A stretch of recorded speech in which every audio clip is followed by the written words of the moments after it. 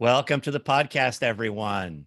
I have a great guest today named Brian Carter. He has been in the Cutco vector business since 2003, started with John Carpenter in the Dallas, Texas area. Brian has been a district manager since 2005. He's produced over $12.5 million in Cutco sales. He has also influenced many millions more in sales through a very unique role that he has, which we're going to describe for you today. He runs the Highland Park team in the Dallas area. He's also the assistant division manager for the Texoma Division, working closely with John Carpenter. And he is also the events coordinator across two divisions in the Southwest region, as well as influencing outside of those divisions as well. In 2021, Brian's office team produced about $1.4 million in sales, which was number one in the nation among all district managers. He won the Silver Cup. The events team that he manages produced over $3.8 million in sales, and the Texoma Division was over $5 million in sales. All of this happened while Brian sold $350,000 personally. He is also married with two kids. He and his wife, Miriam, have two young children. So I'm really excited to be able to share his story and insights with you today. Brian Carter, welcome to the podcast. Thank you so much, Dan. I am a big podcast consumer and particularly the Changing Lives podcast. So it's a real pleasure to be on. Excellent. I'm glad to hear that. Thank you very much. Let's talk about you, man. Let's go back to 2003 and tell us a little bit about how you got started with Cutco. Yeah. I love when people talk about how people hear about the job, kind of the source that they applied from. And in my case, it was a flyer on the ground. And I think that is that auspicious beginning that I shoot for. And I came in and I was in John Carpenter's office, and I didn't really know a thing about sales. I had certainly never done anything like this. God bless my parents. They've always been incredibly supportive. I think they raised a few eyebrows at the me being in a sales role, particularly something that was a little left field for me, in this case, kitchen knives. But just the same, they were supportive, and I landed in there, and I was I hit the towering sum of being the number 13 rep our first summer, which is always exciting. I love asking my team what they think you get for being number 13. And the answer is not fired. So that's basically it. But it was just a great staff. Vanessa Helberg, Chase now, and Danny Feldman, and just people that really supported me a lot and gave me a lot of encouragement to kind of let me grow into the job. And I've been here ever since. Excellent. Well, number 13, nothing prestigious, but you were probably identified as having some leadership capability, right? These days, somebody at that level probably gets into our leadership academy, and the rest is history, as they say. Tell us about some of the key experiences that you remember from your early career. Yeah, there was from the very beginning, I always kind of laugh, and I think this is true in any business, but I talked to one person on the phone, and then I interviewed with another person, and then they told me the sales manager was this person. And I just remember I was excited to have a good job, but I had no idea who I worked for. And I was kind of laughed about that. But the second John Carpenter walked in the room, I immediately knew who my boss was. And just my relationship with John, I think, has defined so much of my time here with Cutco and with Vector. I love the Carpenters. I love John. I love Monica. I love Dee and Stephanie and their kids. They're just great people, and just being invited and while we were working hard professionally, but just really feeling so included in the lives of the people who are really managing me, and I had a lot of respect for. That was something that has just stayed with me my entire career. I think just that community that Carpenter is always so good at building is something I've really tried to emulate in so many ways. And I think that really extended to the other people in the office too. For me, about a year into the job, I was an assistant manager at the time. My father had renal cancer, and he had battled it for a few years, and ultimately he did pass away. But I felt such an outpouring of love and support from Vanessa and Danny and Dustin Marks, and just these beautiful people that at a time when I really couldn't necessarily contribute at the highest level, and even my highest level wasn't quite the mighty peaks it was for some people, I just always felt the support and encouragement of just a team of people that genuinely wanted what was best for me. And I just remember that even when there were times as someone new into sales, financially it wasn't always as lucrative as I would like. I just always knew this was somewhere I wanted to be. I was so curious about what it was about this opportunity that drew people like that, and I couldn't get enough of it, man. I just wanted more. And it's funny because I think every step along the way into management, into events and anything like that, I think I've continued to feel that, and that has just kept me engaged at a really high level here and with what I do. Oh, what a great testament to John Carpenter you just gave about his leadership and what he helped create there for you as a new sales rep. I mean, he's obviously one of the greatest legends in the history of the company, and you had a chance to work closely with him right from the start. And I'm sure that really has had an instrumental impact on your whole life, not just your vector career. Um, and the idea about just being able to do what you were doing and that everybody supported you and you fit in well. I'm reminded of a conversation I had with Jeremy Reisig, who said, Vector is a place where you can be yourself and you can totally fit in just Yeah. as you are, right? There's a place for everybody here, right? And it's cool that you were able to kind of take things at your pace and deal with your own challenges and just be able to advance at the rate that worked for you while being supported by those people you mentioned, John and, Danny Feldman and Vanessa and Dustin Marks and others that you mentioned right there. So pretty cool that you had that chance in those early days. Yeah, it really was, and it's just one of those things that it's left such a strong impression to me that I still think about those moments from 16, 17 years ago.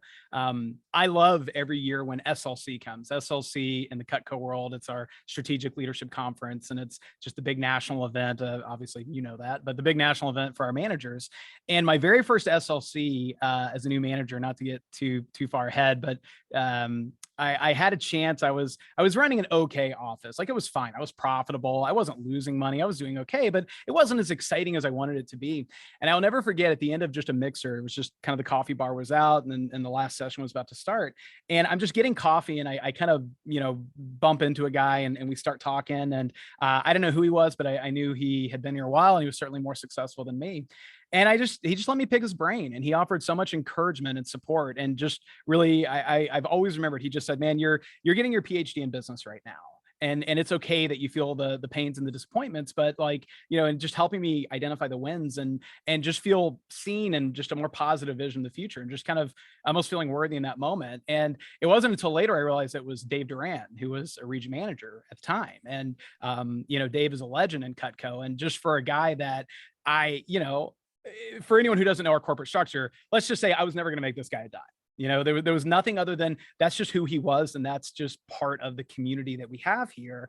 And that's what I try to live up to. And I can't tell you how many SLCs I've had that conversation with people about, or getting their PhD in business, and those seeds were all planted by someone that I know we all have a lot of affection for, particularly these days, that really spoke positively into my life. And I just think of the people of high influence that had a chance to spend that more positive vision for my own future. Man, who doesn't want that? Yeah. Amazing that you had that opportunity at your first SLC. Whenever I hear stories like that, I always think about, like, what if Dave wasn't there that day?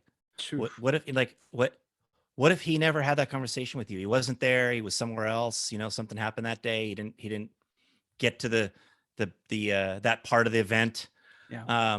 What impact could that have had in your life? And it's just so powerful that we all do have these stories of the person who was there, who did impact us, who did take the time with us. And that it's great to hear that you pay that forward by taking that time with so many others as you have throughout your career.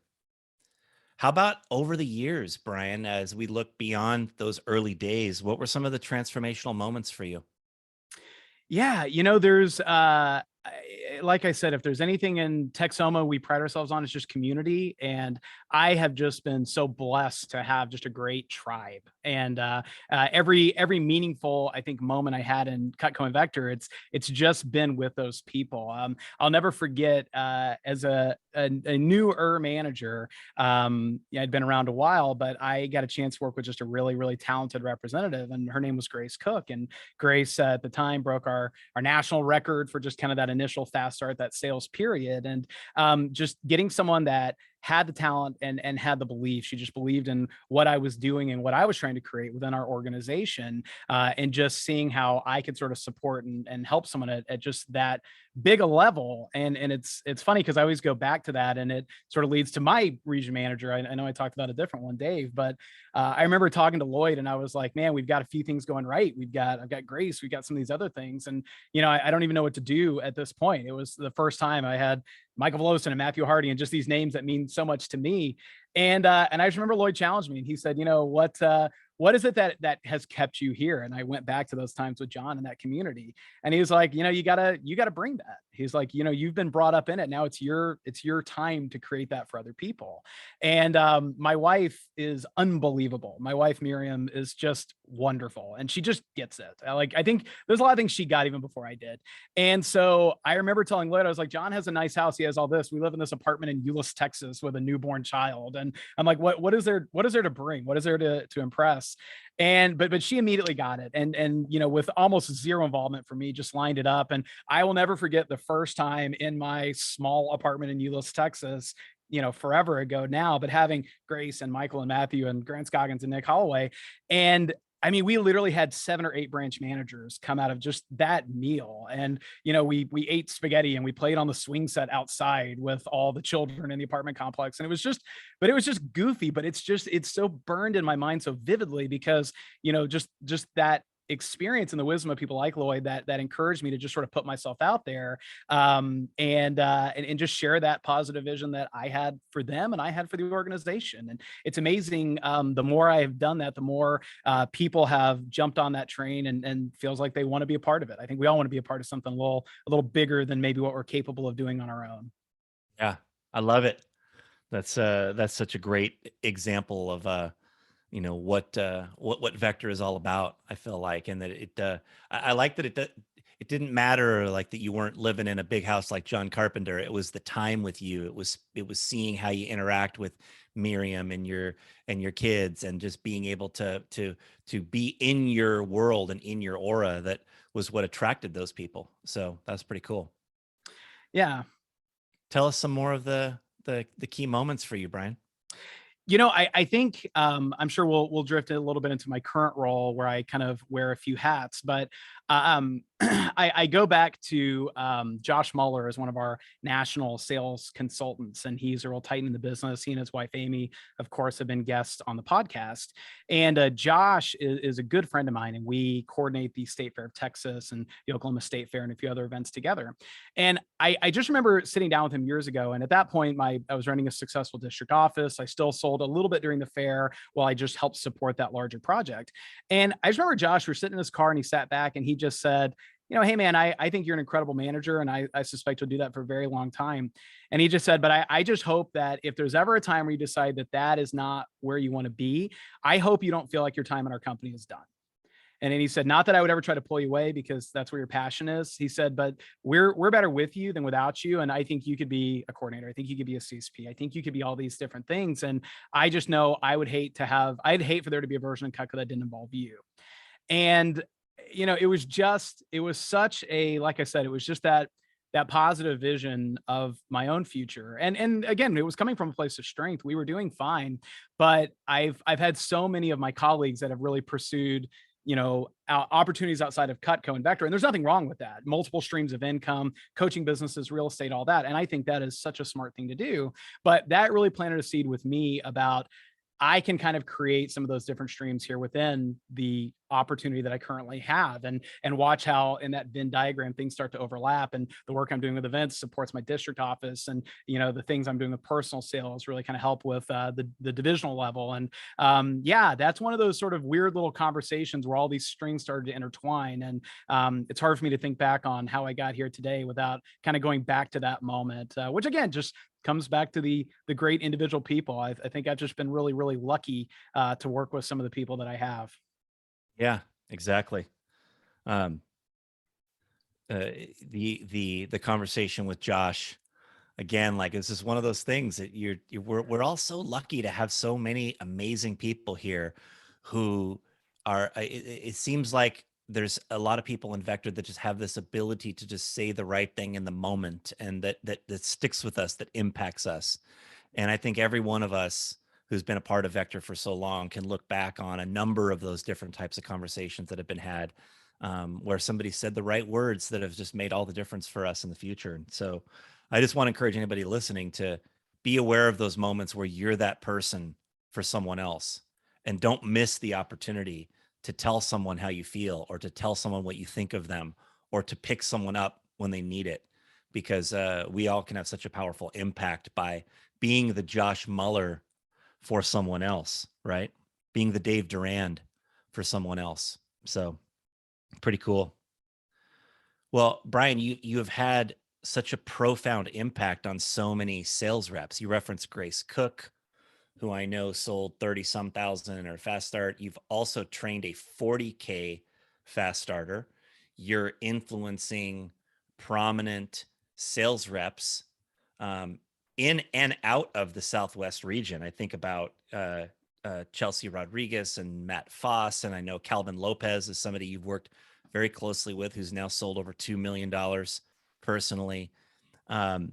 And you're impacting people in your office, on the Texoma events team, and beyond that as well. As I've said, I'd like to get into your head and what you feel like are some of the key skills for successful sales reps, and what are the things that you really dig in to help people get really good at.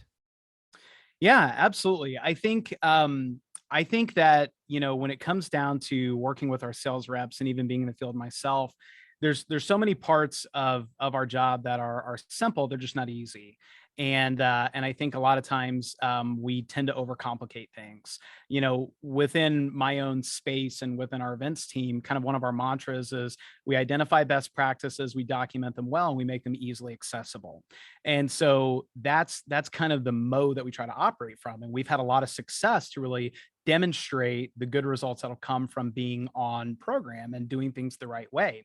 And I think that works on every level of our business. And so, we take that same approach with new team members, where we'll get a chance to sit down with a Matthew Zweig or Grace Cook and just share evidence, whether it's a stop by in training or whether it's using a video to demonstrate a concept, but just providing them social proof that the things that we're teaching work. And man, do the things work. I'm blessed, even though I'm in management, I still have a great clientele I get a chance to work with, and it's been incredible seeing just the evolution of scripts and institutional knowledge around the country. Getting a chance to learn how to handle objections, or work with clients who already own our products, offering new expanded product lines, family program, just things that are a little in the weeds within our own business. But I just think getting a chance to help provide evidence of success and just what is possible.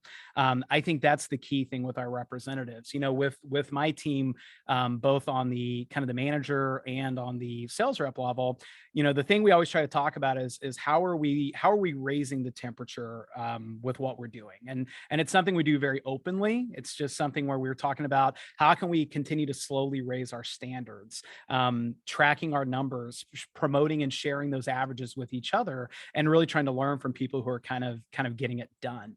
I think for my part, if I do have a really helpful thing to contribute in a lot of those cases, it's helping people laser into what is the outcome of this work that I'm asking them to put forth, or this work that will be required of them to, earn that next opportunity, or have that level of success, or get that big paycheck. And I remember sitting down with Matthew Zweig, and I love Matthew, and Matthew, he did so well because of who he is and how hard he worked. But for my contribution, I just remember sitting down with him and I said, man, you're going to make plenty of money here and you're going to sell knives because you're great and Cutco's great and our customers are great. I said, but imagine on your resume being able to say that you accomplished something that less than a tenth of 1% of all people who work with our company, hundreds of thousands of people over the last half century have worked here. Imagine being able to say you've accomplished something that small of a grouping has. What does that do for you in the future? What does that do for your own sense of self? What does that do for your resume? And just having that conversation with Matthew, and it was very eye-opening for him, and he received it in such a great way. And that's kind of what got him excited and allowed him to work through the challenges and through the speed bumps. And it really wasn't much different with Grace. She was a student at SMU at the time she sold her, 34,000 or faster, which that's a very demanding school. But, being able to just paint a picture of why is it worth it? And it's so easy to just give up on a goal. It's so easy to give up on yourself when we're frustrated or discouraged or demotivated or just tired, just having a human moment. But I think if I'm good at anything, it's helping clarify that vision of here's why it's worth it. Here's what's going to come from it, and using that to really get permission to kind of hold them accountable and kick their butt a little bit if needed, but really to do it as a team, and doing it that way, they always understand where I'm coming from. And I found it to be a much better model than in the past, where I was either a little more demanding or a little more overly permissive. It's really going in with both our eyes wide open, locking arms, partnering up, and trying to wreck shop and accomplish some big goals. Yeah. I love the mental aspect that you've shared there about, beginning with the end in mind and helping people understand why it's worth it. And all those things that you sort of dig in with people and initially in working with them. You referenced the importance of scripts and the development of institutional knowledge in Vector. What are some of the key things that you feel like are super important for a great sales rep in Vector to master? Gosh, I think that's such a great question. When you look at Curtis JQs, when you look at Deanna Scortino, when you look at people that have had success at such a high level in the field within our company, there's just certain things that are so consistent across their activities. And for me, I think learning how to answer objections. Objection is not rejection, and that's something that mentally and emotionally, I think everyone who's ever been in sales, certainly everyone who's ever sold Cutco, they have to be able to get to a point where they can face that head on without quite as much fear and anxiety, and just be able to sort of deal with that, to offer new perspectives to customers, and just be able to work their way through it. I think answering objections is key. I think just the confidence that comes from memorizing essential scripts. For a new rep, it's memorizing their close, where we're first presenting prices to a customer. There's so much confidence that comes when people can do it. When I first would ask for the order on a homemaker set, I sounded like a truck backing up. It was, just like beep, beep, beep. I was like apologizing when I would say the price. And of course, we both know that's not effective. That doesn't reassure a customer in any way. So I think for new representatives getting that. And then I think for people that are a little more experienced in the field, I think for CSPs, for assistant managers, I think it's just always having their eye on kind of what's that next program that they can really lean into. I always take that approach in my own personal sales business every year, where I try to take one program that maybe I have a certain level of proficiency, but I certainly haven't mastered in any way. And even then, it's funny because once you think you've mastered something, 4 years later, you are no longer have mastered it. It's already passed you by. And for me, it was family program, which is just a way of sort of working with customers to get sets for other properties or for their kids. That's what it was a year or so ago. This last year was business gifts. Business gifts have never been a big part of my own personal sales business, but I sold $55,000 in business gifts this last year. And I've just found that by giving myself permission to immerse myself in like one new program singularly, not at the expense of everything else I'm doing, but we all suck at multitasking. And so just giving myself permission, setting some boundaries to where I can really lean into this, I just found it establishes a new baseline of competency, and then that carries on. So by really working on upgrades with the current Cutco owners for a window of time. Well, that skill set persists, and then it allows me to change my focus to a different one. So that's something I'm a real big believer on, and it's something I encourage and challenge our CSP team, our events team, and even our new reps. It doesn't change what they're doing; it just changes what their area of focus in, whether it's objections, memorizing a close, or learning how to sell cookware. Excellent stuff. I want to address a few of the things that you just said there because there's so much really important things for any sales reps and Vector in particular to hear, as well as for managers who are trying to provide guidance for those sales reps. One of those things was the importance of memorization. There are certain parts of what we do that should be memorized word for word because the words are carefully chosen, but more so because of what you said, that you have confidence when something is memorized. I remember talking to sales reps and saying, imagine if a singer was on stage singing a song and they're trying to remember the words while they're singing. Have you ever seen someone have that experience with the Star Spangled Banner? Like during a game where they're like, all of a sudden you could see they're like struggling for the words. I've seen it happen like maybe 5 or 10 times where Oh yeah. they're struggling to remember the words, and all of the demeanor goes out the window when you don't have the words nailed down completely, right? And so, we used to tell people memorize the reference approach. And I can remember my manager telling me, memorize how to ask for references. And when I did it that day. Mhm. And I always wondered, why didn't everybody do it? Like, this is easy. It's only like 6 lines. It's, to take you like 15 minutes to memorize. And I crushed getting references when I was brand new. And so this aspect of memorization, it's not, we don't want reps to have like a canned sales approach where everything is memorized, but there are a few key things that should be memorized. And that's an important thing that I wanted to address that you mentioned.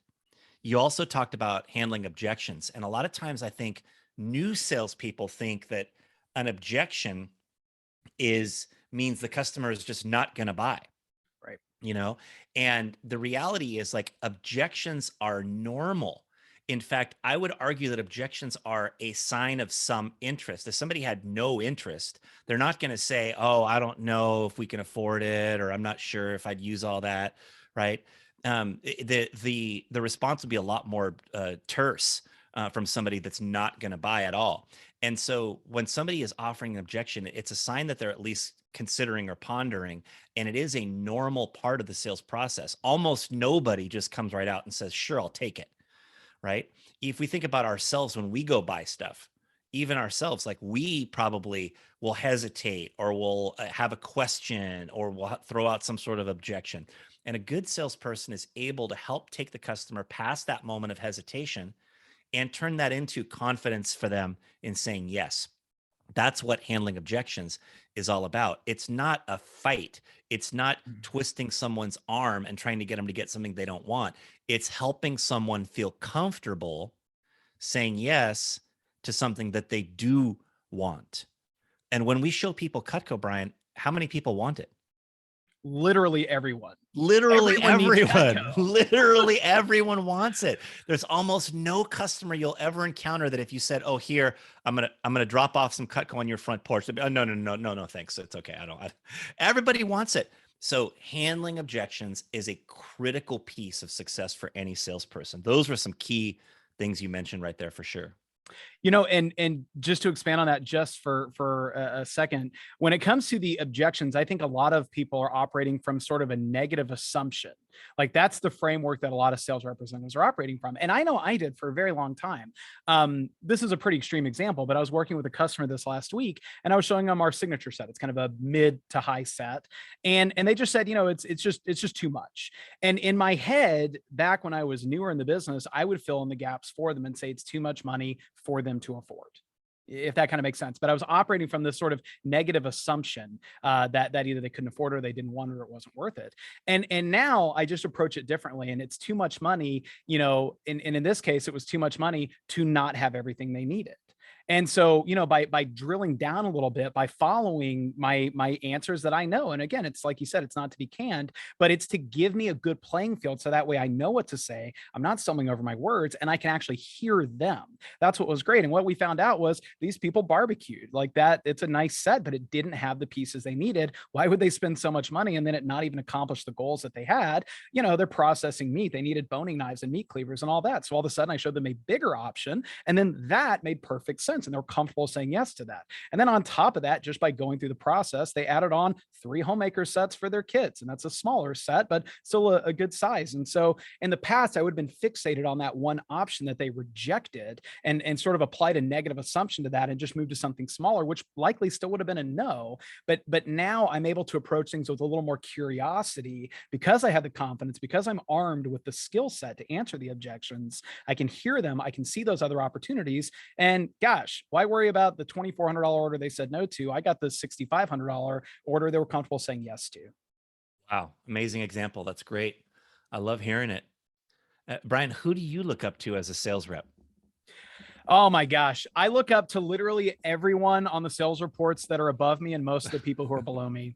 Our events team man, I love our tribe. I love our team. TGP, it's Texoma Great Plains. There's so many things I learned from them. Chelsea Rodriguez has the most intense work ethic of anyone I think I've worked with. Josh Muller has the capacity to handle so many different things so incredibly. I just can't even wrap my head around it. Kelly Kinzer, I've never met someone that is more humble and is just has this absolute ability while being humble and being a little bit of an introvert to connect with people on such a high level and speak into just what their needs are and what their abilities are. And it's just an awesome thing to see. Calvin Lopez can build rapport with people quicker than anyone I've ever met. Steven Decker, every customer he's ever sold to immediately walks up and they're like, oh my gosh, we work with Steve-O, because he just leaves such a strong impression on people.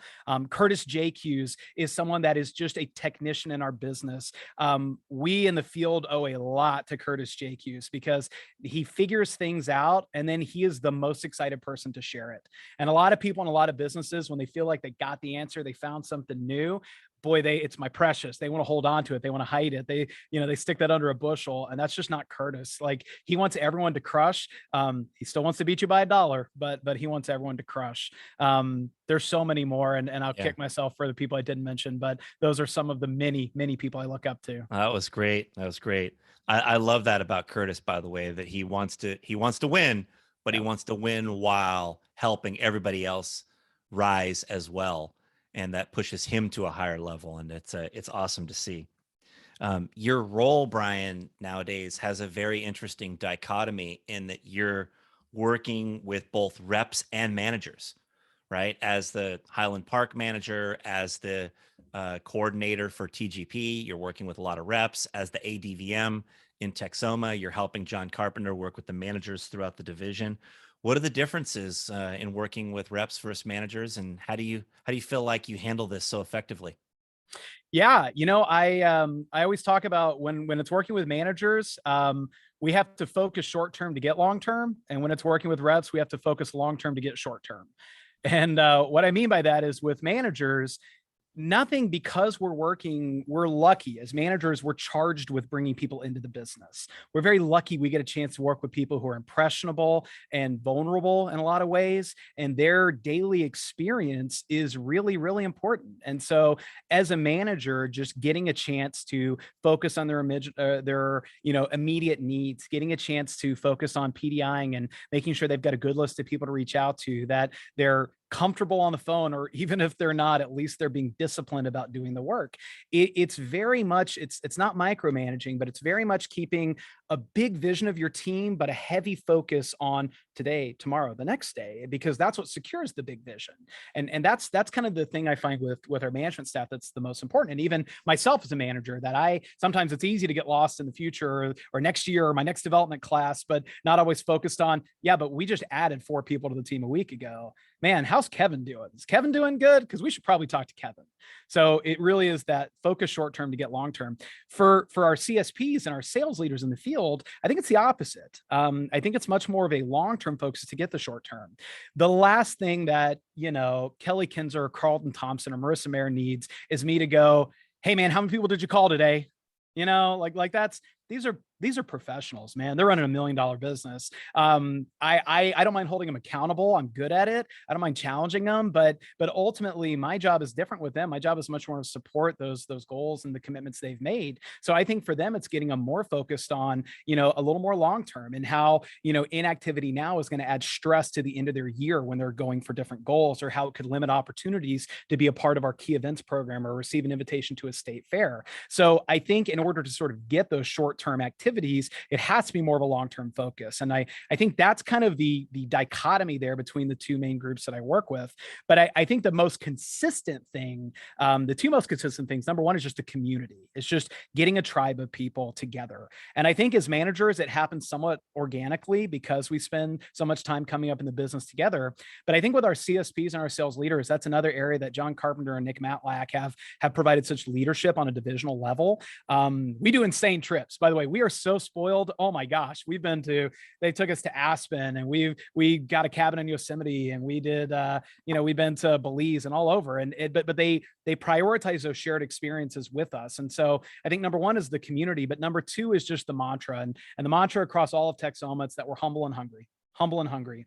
We are extremely confident in what we're capable of. We know how good we are, but we do not have a monopoly on good ideas. And the second that we start closing our eyes or assuming we've arrived, we're just going to get left in the dust. And so we're always looking to see who's beating us. Why is it happening?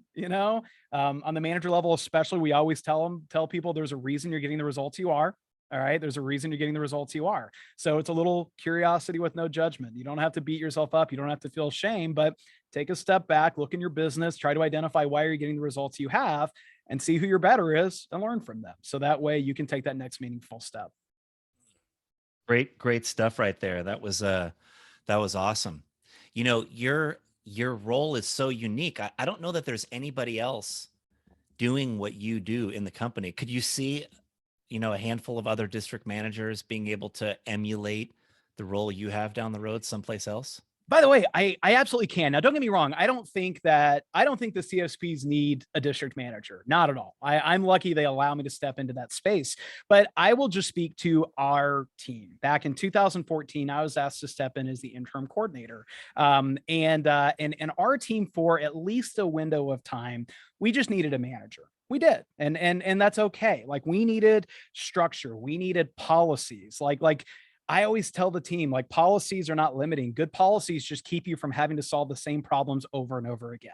That's what good policies do. We needed policies. We needed structure. We needed reports. We needed stats. We had this vision as a CSP team of being this $1 million events program. There had only been one team that ever done it back in the day, and we had this vision of doing that.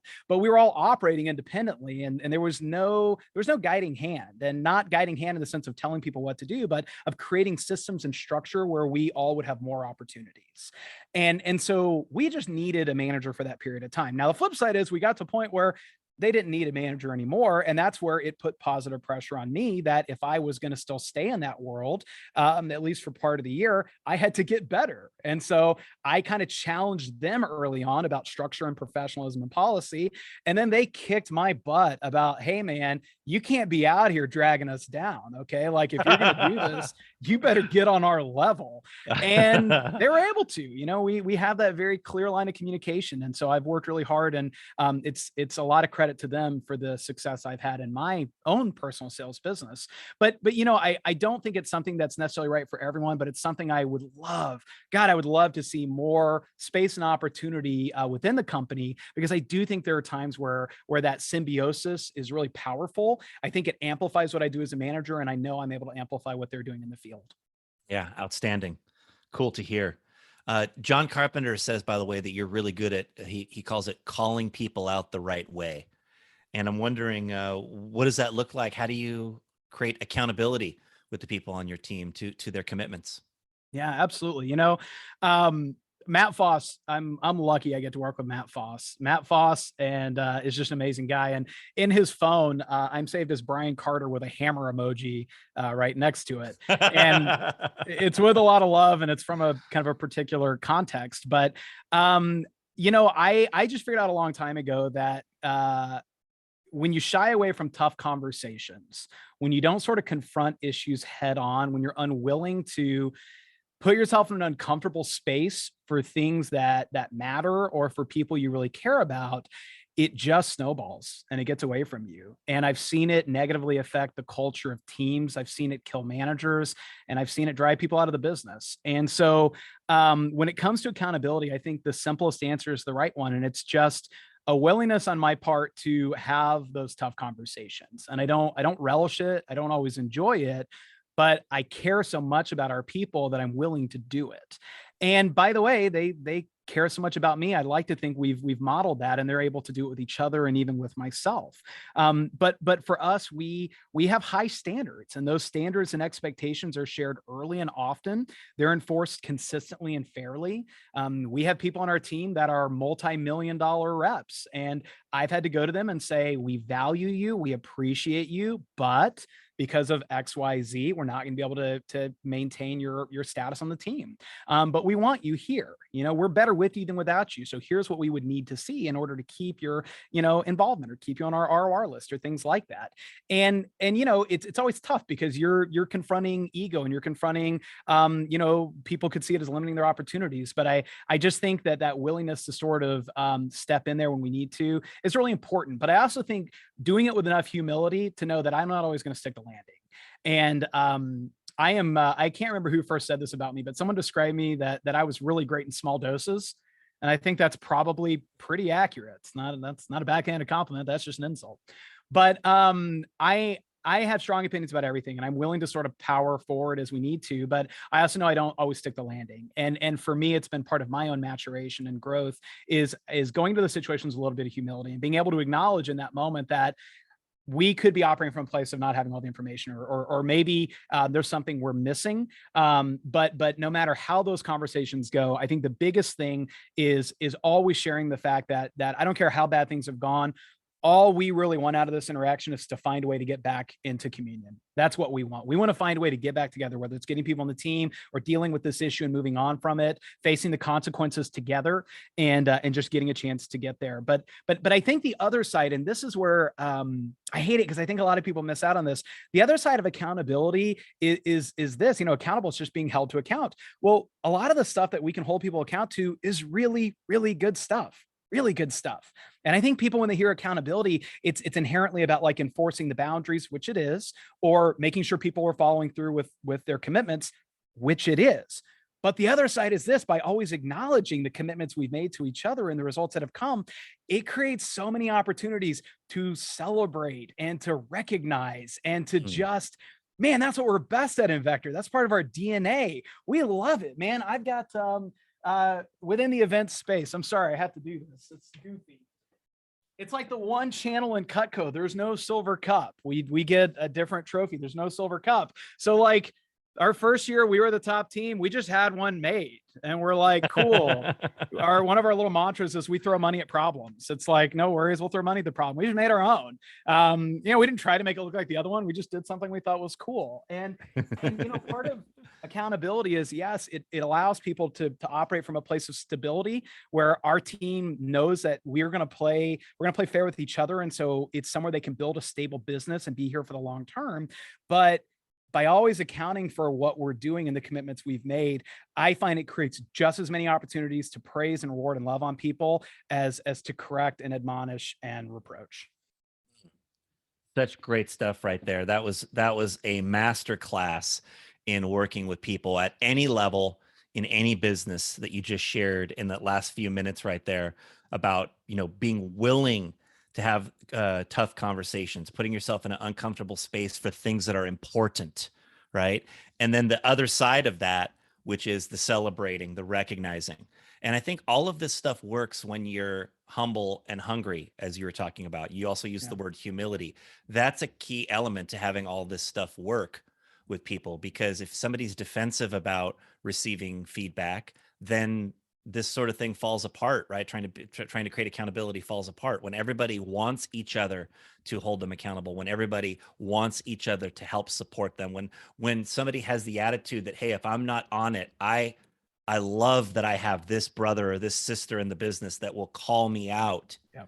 Right? Like that's that's a great vibe to have among a team that helps accountability work at a much higher level. And when the leader also has enough humility to say, I won't always get it right, I won't always stick the landing, as you said, right? And let me know when I'm off base or whatever it might be. Like that's what creates the right environment for accountability on a team.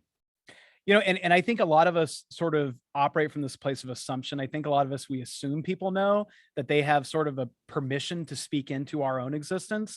But I think we do that to our own detriment. I've made it very clear to Calvin Lopez. Calvin is one of my most important business partners, that when I am not the best version of myself, I want him and I need him to let me know. And I want him to do it appropriately and respectfully and candidly, ideally, but I want him to let me know. And I've had that conversation with Josh Mueller and Kelly Kinzer and John Carpenter. And I think having a tribe of people that you have empowered to help your own growth and development, whether it's a professional coach or some of your colleagues, I think it's underrated. And I think a lot of us sort of assume people know that, but we haven't really given them just that epic permission to say, look, help keep me in my lane so I can be my best. And that way I can serve you at a higher level. Yeah. Excellent point. Super valuable. Hey man, how's it going to feel to get that silver cup at your Southwest year-end banquet? Dude, man, I'm a 19-year overnight success. I'm excited.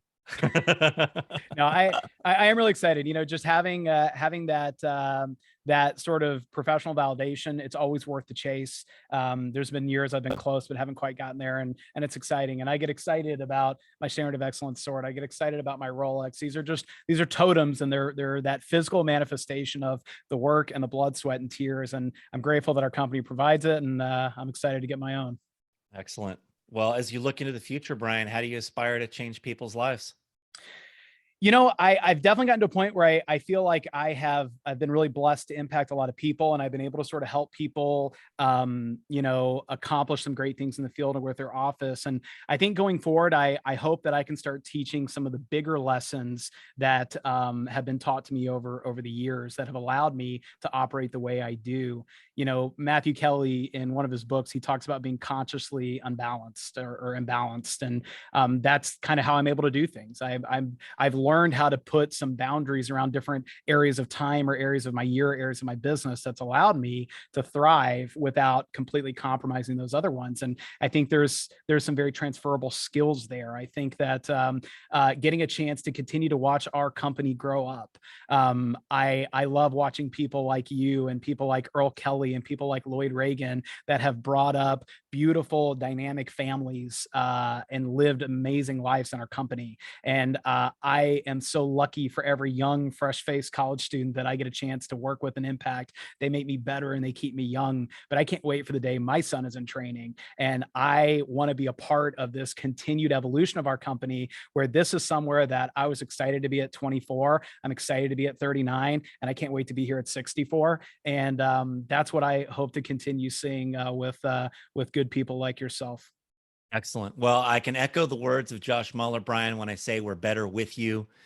You've had a tremendous impact on so many people in the company. You're doing great work. It's awesome to see you win that silver cup. And as you said, the 19-year overnight success, you got there to the top of the mountain in that district manager total business category. And it's great to see that. Congratulations. And thanks so much for all the amazing insights you've shared here on the podcast today. This has been really awesome. Thank you so much, Dan. I appreciate all the other speakers who have come, and appreciate you for getting this content out to us. Great. Brian Carter, everybody, definitely one of the great leaders in the Cutco Vector organization, who is impacting people in so many ways. I just love the dichotomy of Brian's role, where he's working with managers in Texoma, but also really working closely with reps through the events team and with his Highland Park team as well. The concept of with managers focusing short term to get long term, thinking about what are the key activities that must be driven right now, this week, today, in order for managers to be able to be successful in the business long term. And with reps, the opposite, focusing long term to get short term, beginning with the end in mind, trying to help people understand why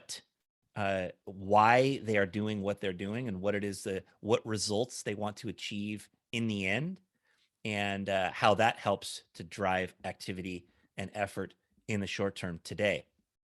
The idea of best practices that he shared in developing sales reps, identifying best practices, documenting best practices, making them accessible to everyone. Those were some great ideas on working with sales reps on a sales team.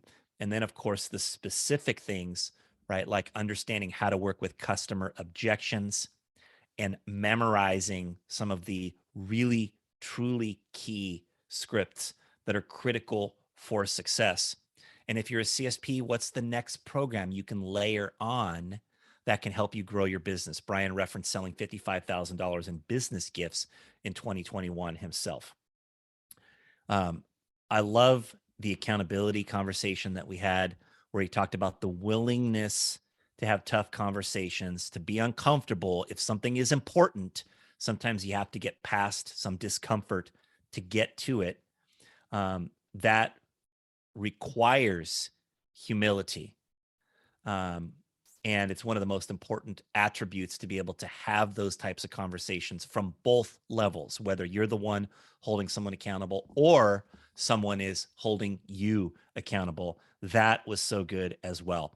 I'll wrap up just by saying this. If you're in the Cutco Vector in company working here, I've talked to a lot of people over the years and said, look, we're the company's going to succeed with or without any one individual, but we are better with you here. Those words that were spoken to Brian Carter, I want to echo for anybody who's listening. We are better with you here. We hope that you stay here for the long term and that you find your place here. Vector is a place where you can be yourself and fit in. We hope that you find your place, whether it's in sales or in management or in some combination of both, as Brian Carter is doing. And we hope that you enjoyed this episode today with a really unique guest, unique leader in our company. Thanks so much, everybody.